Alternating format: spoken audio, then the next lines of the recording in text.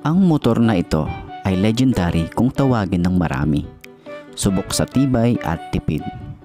Dahil ito ay may increase na 15% power at 13% fuel efficiency.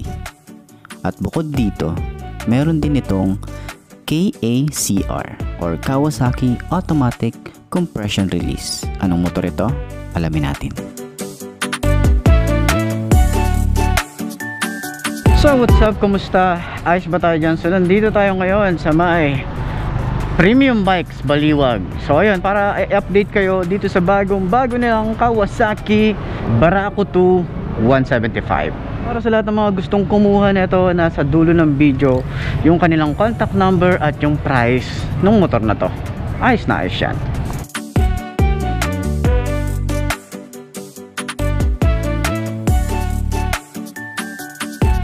So yun nga mga best, no, para dito sa ating Barako 2. Ito yung bagong version or bagong medyo may konti lang naman na binago para dito sa motor na to.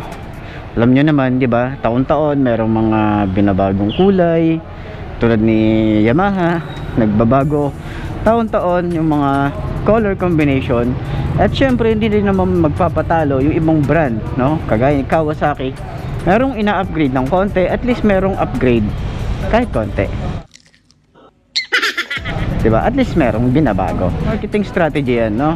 So ito, meron silang bagong model dito. Napansin ko lang din kasi nga merong old model, medyo may pagkakaiba lang doon. Ang nagbago lang naman is yung sa makina.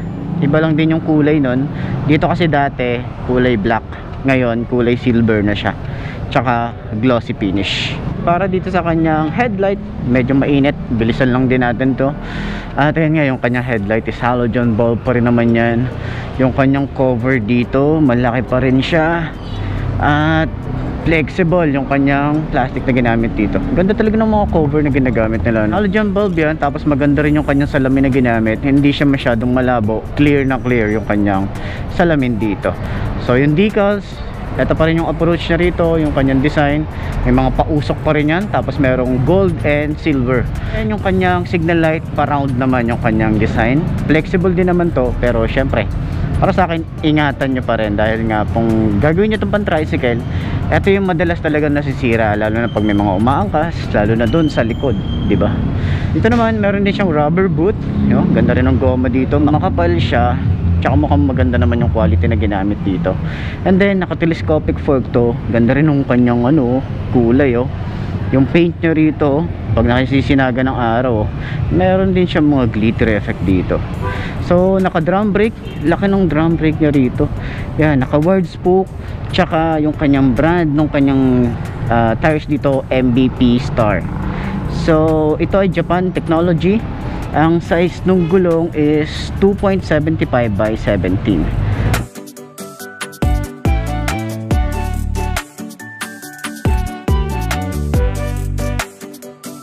So yan yung tsura niya, ganyan design. Pero lagi ko sinasabi, mas gusto ko baguhin yung kanyang tires.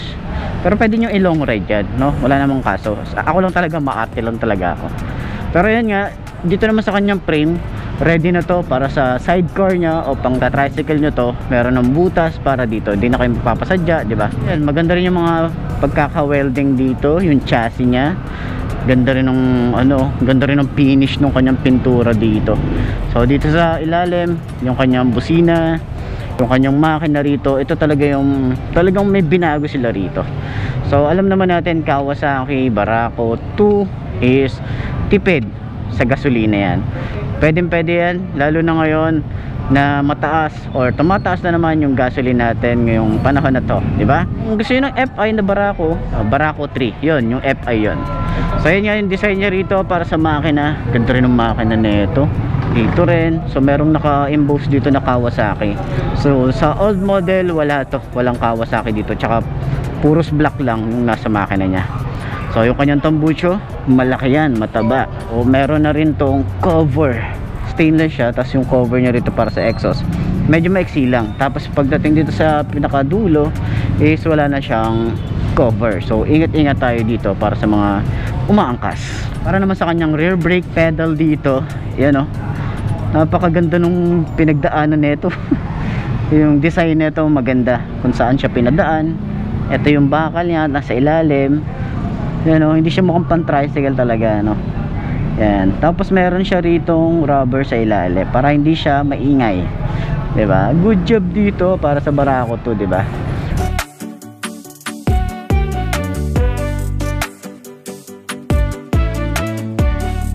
So ayan nga, ito yung brake light niya pag nahihila yan. Tapos etong wire na to is kumukonekta yan dun sa drum brake natin sa likod.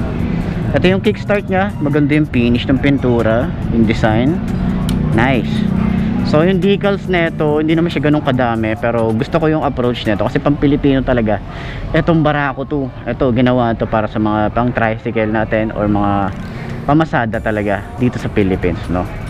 Yan, ganda rin, no. Ano siya, meron siyang 3-star and a sand. Okay, tapos merong Kawasaki dito na electric start yung nakalagay. Sa kanyang tangke, malaki-laki din yung tangke nito. Tapos ito yung itsura niya, yung finish nito, yung pintura. Good job, di ba? Quality. Sa upuan, makapal, malambot, di naman siya ganun katigas, nasa gitna yung lambot at tigas niya. Tsaka yung kanyang ano rito, leather na ginamit, ayan, maganda rin. Tapos meron siya mga stitches dito na kulay itim, hindi siya masyadong pansinin yung stitches niya, pero tahi talaga yan. Tapos may nakalagay dito na 175. O dito sa likod ay maganda rin yung ginamit dito na swing arm. So sa swing arm niya nakadugtong na rito yung kanyang foot pegs para sa angkas. Yan, ang ganda rin ng design, ang cute din nito eh. Napiplip yan, okay, yan, di ba? So naka drum brake dito sa likod, naka wide spoke, MVP star din yung tires na ito. Ang size naman na ito ay 3x17. So yung tires na ito gusto ko compared dun sa harap. Wala lang, mas gusto ko lang siyang tingnan. Mas okay sa akin yung design niya. So yan, 4 yung shock dito sa likod, adjustable naman yan, pare-parehas. Pero kung medyo natatagtagan kayo, pwede nyong tanggalin yung isa, di ba? Para at least medyo swabe lang yung tagtag niya. Pero kung pang tricycle, okay na yung 4 na yan. May nakaabang na rito na bracket. Yan o, top box na lang yung kulang, di ba? All goods na, pwede nang mag long ride, pwede nang bumiyay ng mapakatagal. Yan. So dito naman sa kanyang rear fender, flexible din yan, ganda rin yung lagayan ng plate. At medyo maiksi nga lang siya, hindi siya ganong kalapad. So yung putek, asahan nyo na. Okay, so yung kanya namang taillight is halogen bulb din yan. Medyo may pagka box type yung kanyang design. Then yung kanyang signal light, flexible din naman to, at halogen bulb din yan.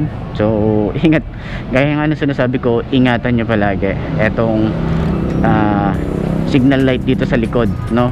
Kasi wala siyang bracket para alalayan to, okay? Para doon sa mga tama or pag umaangkas.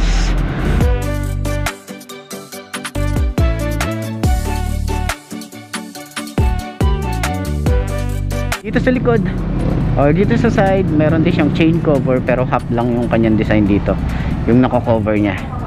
So yung kanyang size dito is 33, yung kanyang sprocket size dito. So dito naman is naka dual head shifter. Yung design ng kanyang foot pegs same lang din doon sa kabila.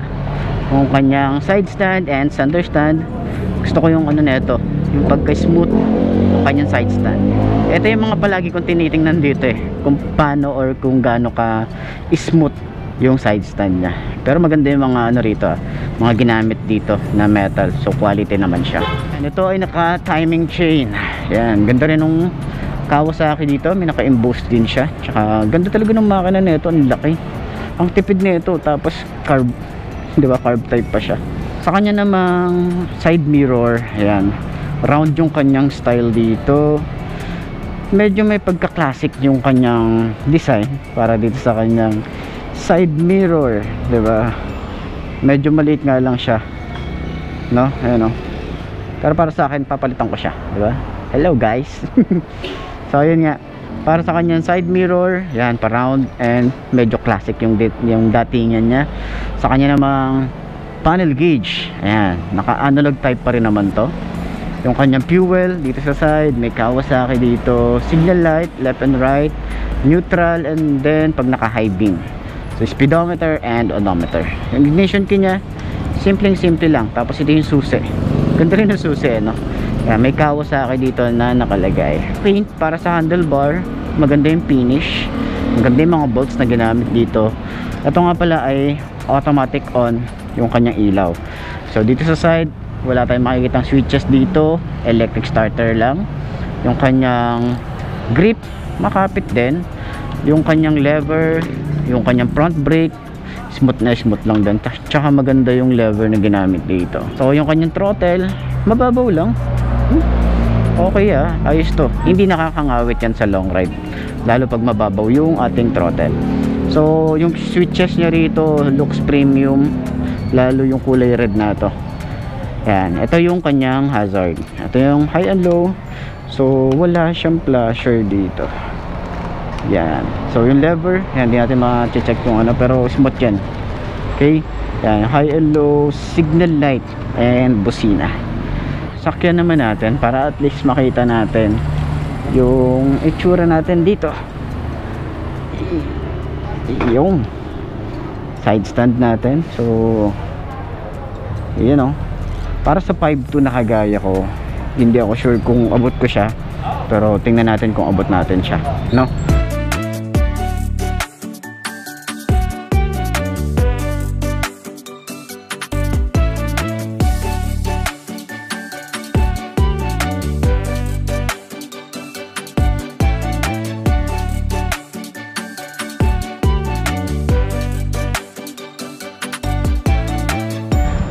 Yung medyo tingkayad ako dito. Ayan sobrang tingkayad ako dito. So inaalalayan ko lang yung bigat. Pero kung gusto niyo naman is pwede, no? Hindi naman siya ganun kahirap pag sa traffic. Yan, alalay lang. Kailangan nandito yung isang paa nyo, nakataas yung isang paa, tapos yung bigat is medyo nandito sa side na to, or nandito sa side. Pero mas maganda nandito sa side kasi dito nakaapa kayo ng ng brake yan diba? Para at least yung bigat nandito, kahit may angkas kayo, diba? Huwag lang masyadong malikot yung angkas nyo. Pero gusto ko yung niya, shock, turning radius nya, napakalawak neto boy. Yung upuan, maganda yung bounce nya. So yan.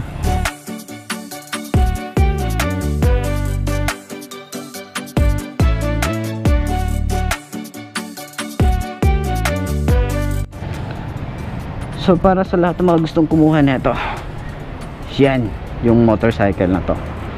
So yan, puntahan nyo na lang dito mga best, no, para sa lahat ng mga kukuha.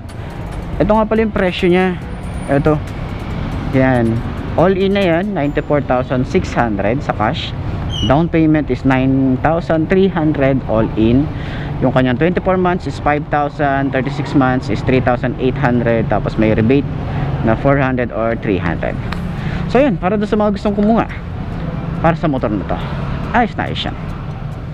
So yun yung mga best, no, ito na ba ang motor na babagay sa'yo? Kung ito na nga ay markahan mo na yan at mag-subscribe ka na sa aking YouTube channel, i-click mo na rin yung notification bell para updated ka sa lahat ng videos in-upload natin dito araw-araw. So lagi nyo tatandaan, wala sa brand ng motor ang itatagal yan, kundi na sa pag-aalaga mo yan, tatagal yan. Ayos na ayos yan. So kita ka na lang ulit tayo bukas. I'm Mark D. Ciao. Maraming salamat sa inyo. Bye bye.